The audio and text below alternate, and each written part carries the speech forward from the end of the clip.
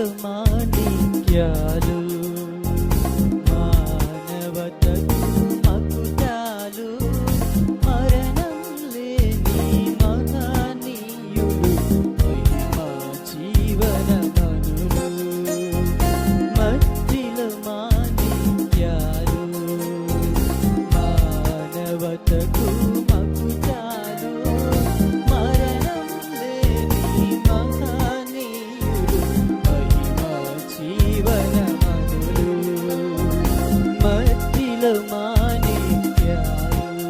పిత పుత్ర పవిత్రాత్మ నామమున ఆమేన్. జ్ఞానవాణి శ్రోతలందరికీ క్రీస్తు ప్రభుని నామమున స్వాగతం, సుస్వాగతం. పునీతుల జీవిత గాథలు.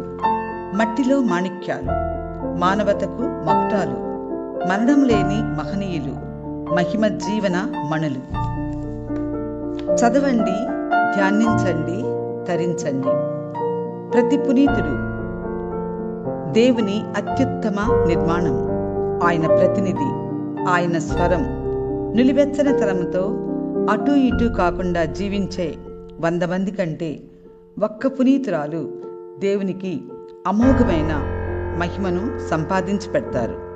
పునీతులందరూ దేవుడు తన వాక్కు విలువను, సువార్త సుగంధమును, అష్టభాగ్యాల మాధుర్యాన్ని నిక్షిప్తమరుస్తారు. ఈ పునీతులందే శ్రీసభ తన అమూల్య సంపదను, తన విలువల క్రయాన్ని భద్రపరుస్తుంది. శ్రీసభ దేవుని వాక్కు పటిమను పునీతుల ద్వారా పునరుద్ఘాటిస్తుంది, తన సభ్యులను సంఘటితపరుస్తుంది. పునీతుల ద్వారా తన ఔన్నత్యాన్ని, మహిమను, విజ్ఞానమును ప్రతిబింబిస్తుంది. అసాధారణ ప్రతిభావంతులు, మేధావులు, ఉదాహరణకు గణితంలో, సంగీతంలో, భావనాశక్తిలో, సృజనాత్మకతలో ఎందరో ఈ లోకంలో ఇంతకు ముందు వెలిశారు, వెలుస్తున్నారు, ఇంకా ఉద్భవిస్తారు. పునీతులు కూడా మరో క్రమంలో అసాధారణ ప్రతిభాశాలురు, మేధా సంపన్నులు. వాళ్ళు అలా ప్రతిభావంతులు కావటానికి కారణం వారు పొందిన దేవుని ఉచిత కృపను సంపూర్ణంగా అనుభవించి దానికి కృతజ్ఞతగా తమ జీవితాలను మలుచుకోవటమే. వారు జ్ఞానస్నానంలో పొందిన దేవుని అనుగ్రహము, పవిత్రత భద్రపరుచుకోవటానికి చేసిన అసాధారణ ప్రయత్నమే, త్యాగమే, తన కోసం ప్రాణమర్పించి తన అపార ప్రేమను కుమ్మరించి కంటికి రెప్పలా కాపాడుతున్న యేసు ప్రభువుని తోటి మానవులను చూడటం కోసం సాధారణ జీవితాన్ని అసాధారణముగా జీవించిన వారే ఈ క్రమానికి చెందిన ప్రజ్ఞాశీలురు, ప్రతిభావంతులు, మేధా సంపన్నులు. మనలాగా వారు కూడా రక్తమాంసాలు కలిగిన వారే, బలహీనతలున్నవారే. అయితే వాటినన్నిటినీ దైవానుగ్రహంతో, అకుంఠిత నిగ్రహంతో జయించిన వారు. తమ క్రైస్తవ జీవితానికి పూర్తి న్యాయం చేసిన వారు. ఈ లోక సంపదను, ఆశలను క్రీస్తు కోసం తృణప్రాయంగా భావించి త్వజించిన వాళ్ళు. ఈరోజు మనమంతా పునీత్ థియోడిసియన్, మనమంతా పునీత థెయోడిసియస్ గారి పవిత్ర జీవితాన్ని గురించి ధ్యానించుదాం. ఏ పని చేసినను జాగ్రత్తగా చేయము, అట్లయినా దేవుని ఆజ్ఞలను పాటించినట్లగును. సీరాకు జ్ఞాన గ్రంథము 32వ అధ్యాయము 23వ వచనం. సుగుణం. అవివేకులకు, బలహీనమైన రోగపీడితులకు సేవ చేయటం, ఆపదలో ఉన్న వారికి తోడ్పడటం, కనికరము గల కరుణామూర్తి, సాధుశీలత గల వ్యక్తి. జీవిత చరిత్ర. ఈ పునీతుడు కపడోసియాకు అంటే టర్కీకి చెందిన వ్యక్తి. 30 సంవత్సరాలు జెరూసలేమునకు, బెత్లెహేమునకు మధ్య ఉన్న మేజాయ్ అనే లోయ గుహలో ఒంటరి జీవితాన్ని గడిపారు. తన సాధుశీలత, విశుద్ధ జీవితమే ఎంతో మందిని ఆకర్షించింది. వేదాంశం. ఈ పునీతుడు మృత సముద్రములకు దగ్గరలో యూదా అనే ఎడారిలో తన మఠాన్ని స్థాపించారు. రాను రాను ఆ ప్రాంతమంతా పెద్దదిగా మారినది. పునీత థెయోడిసియన్ గారి మఠమునకు చెందిన వారు అవివేకులకు, పేదవారికి సేవ చేస్తుండేవాళ్ళు. పునీత థెయోడోసియన్ విశ్వాసం అందరినీ అన్ని సమయాలలో ఆదుకునేది.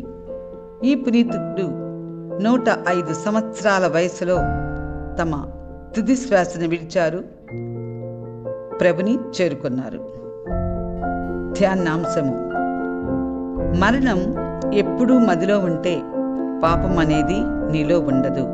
మరణం ఎప్పుడూ మదిలో ఉంటే పాపం అనేది నీలో ఉండదు. జీవితం ద్వారా మనం కూడా ఎన్నో విషయాలు నేర్చుకున్నాం. ఈ విషయాలన్నింటినీ మనం మన జీవితంలో అలవరుచుకోవడానికి ప్రయత్నిస్తాం. మనమంతా దేవుని పిలుపుని అంగీకరించి సెయింట్ ఆన్ సొసైటీలో మన అమూల్య సేవల్ని అందిస్తూ ఉన్నాం. ఈ పునీతుల్లాగానే మనకొచ్చే కష్టాల్లో, సుఖాల్లో ప్రభుని సమీపిస్తూ మన జీవితాల్ని ధన్యం చేసుకుందాం. మనకు ఎలాంటి కష్టాలు, ఒడిదుడుకులు వచ్చినా నిరుత్సాహపడకుండా ప్రభు సేవలో ముందుకు పయనించుదాం. ఈ పునీతుని వలె మన జీవితాలను కూడా మలుచుకొని మనం కూడా పునీతులు అవటానికి ప్రయత్నిస్తాం. దేవుడు మనకు తోడై ఉండనుగాక. సకల పునీతులారా పాడుడి నిరతం మన ప్రభునకు స్తుతి గీతం. మన ప్రభు ప్రతాప మహిమల ప్రతిజీవి రాత్రింబవళ్ళు చాటునుగాక. సకల పునీతులారా పాడుడి నిరతం మన ప్రభునకు స్తుతి గీతం. మన ప్రభు కరుణ మనపై ఉన్నదని ఎలుగెత్తి చాటుము మానవాళికి. సకల పునీతులారా పాడుడి నిరతం మన ప్రభునకు స్తుతి గీతం. పితకు సుతునకు పవిత్రాత్మకు మహిమా కలుగుగాక. ఆదిలో కలిగినట్లు ఇప్పుడును ఎల్లప్పుడును కలుగునుగాక.